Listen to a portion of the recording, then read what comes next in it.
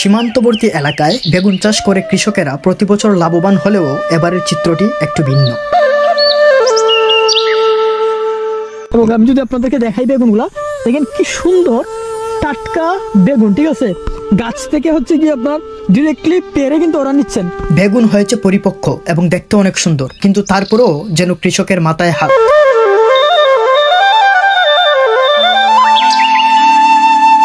আর বেগুন চাষ করতেছেন, আলু চাষ করতেছেন, সো একদম ক্ষেতের টাটকা যে বেগুনগুলো আছে এবং আলুগুলো আছে এগুলো এখন আমরা কিনে নিব। সীমান্তবর্তী এলাকায় কিন্তু প্রচুর পরিমাণ শাকসবজির চাষ হয়, আর তারপরে এগুলো চলে যায় হচ্ছে সুনামগঞ্জ সদরে। তো প্রত্যেক দিনে আসলে প্রচুর পরিমাণ শাকসবজি এই সীমান্তবর্তী এলাকা থেকে সুনামগঞ্জ সদরে আসলে সরবরাহ করা হয় এবং খুবই কম দামে আর কি এগুলো আসলে সুনামগঞ্জের বিভিন্ন জায়গায় পাওয়া যায়। এবং আমার সাইডে দেখতে পারবেন যে অনেকে আসলে এই যে শাকসবজির যে চাষটা আছে সেটা করতেছেন। তো আমরা যেহেতু অনেক সময় ঘুরছি, আমরা আসলে অনেক এরকম শাকসবজির চাষ দেখতে পাইছি একদম বর্ডারের সামনে। এবং যদিও তাদের কিছু সমস্যা হচ্ছে বর্তমান সময়ে, আমি যদি আরেকটু সামনে আপনাদেরকে দেখাই, তো আপনারা দেখতে পারবেন এই যে ভাই কিন্তু হচ্ছে গিয়ে এই যে বেগুনগুলা নিয়ে যাচ্ছেন হচ্ছে বাজারে। তো ভাই এগুলো আপনার নিজের ক্ষেতের এগুলো কুই নিয়ে যাচ্ছেন? বাজার নেবেন না? এখন কেজি কত বেগুনের? 20-30 টাকা করে কেজি। তো চিন্তা করেন এখানে দাম কিন্তু অনেক কম।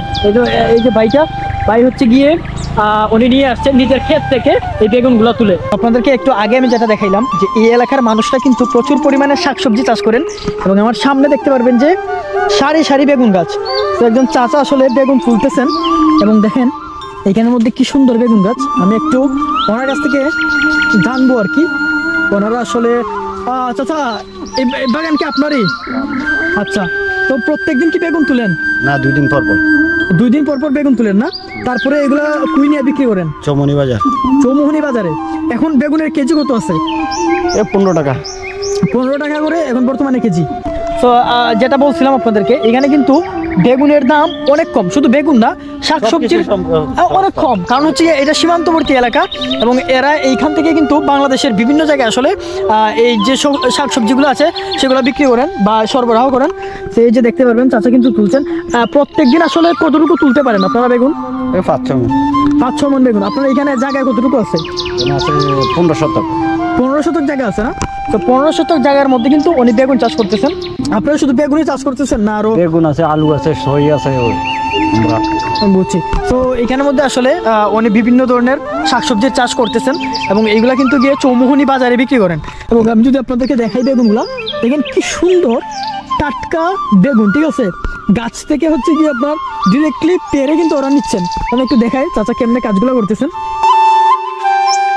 অনেক আশা নিয়ে চাষাবাদ করার পরেও যখন দেখা যায় সবজির দাম একদম তলানিতে, তখন কৃষকের যেন কিছুই করার থাকে না।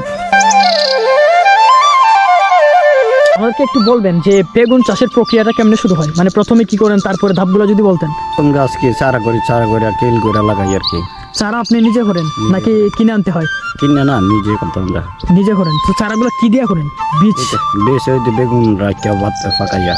তো এইবার যে বেগুনগুলো হয়েছে মানে কিছু বীজ রাখবেন নাকি? হ্যাঁ, কিছু বীজ রাখবেন। তারপরে ওইখান থেকে আপনার ইয়ে করবেন, চাষ করে চারা তুললে তারপরে প্রথমে হচ্ছে আপনার বীজ রাখতে হয় বেগুনগুলা, মানে পাকা যেগুলো আছে। তারপরে ওই বেগুনগুলা থেকে আসলে চারা করতে হয়। চারা যদি সুন্দরভাবে আসলে রোপণ করা যায় তাহলে কিন্তু ভালো পরিমাণে গাছ পাওয়া যায়, যেগুলো থেকে ভালো ভালো বেগুনগুলো আসে। তো এখন কুই নিয়ে যাবেন ওগুলো? বাড়িতে নেবেন না বাজারে নেবেন? বাজারে। তো চাচার কাছ থেকে আমি বলছি যে আমরা কিছু শাকসবজি এখন কিনে নিব, আর বেগুন চাষ করতেছেন, আলু চাষ করতেছেন। তো একদম ক্ষেতের টাটকা যে বেগুনগুলো আছে এবং আলুগুলো আছে এগুলো এখন আমরা কিনে নিব। এই যে সবগুলো এক জায়গায় আসলে জড়ো করতেছেন, দেখেন কি সুন্দর আসলে টাটকা বেগুনগুলা। যে বাগান আছে, বাগান থেকে তুলে তারপরে এক জায়গায় সংরক্ষণ করা হচ্ছে। তারপরে সন্ধ্যার সময় তারা এইগুলাকে আসলে বাজারে নিয়ে যাবেন এবং এই তারপরে হাট থেকে হচ্ছে গিয়ে খুচরা হিসেবে মানুষের বাড়ি বাড়ি পৌঁছে যাবে।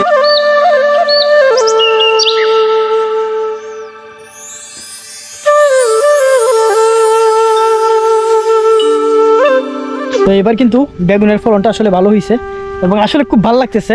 একদম সামনে থেকে দেখতেছি যে তারা কিভাবে এই বেগুনগুলো তুলে তারপরে হাটে নিয়ে বিক্রি করেন। তো জিনিসগুলো আসলে অসাধারণ, ঠিক আছে। আসলে কাছে না আসলে এই জিনিসগুলো অনুধাবন করা যায় না।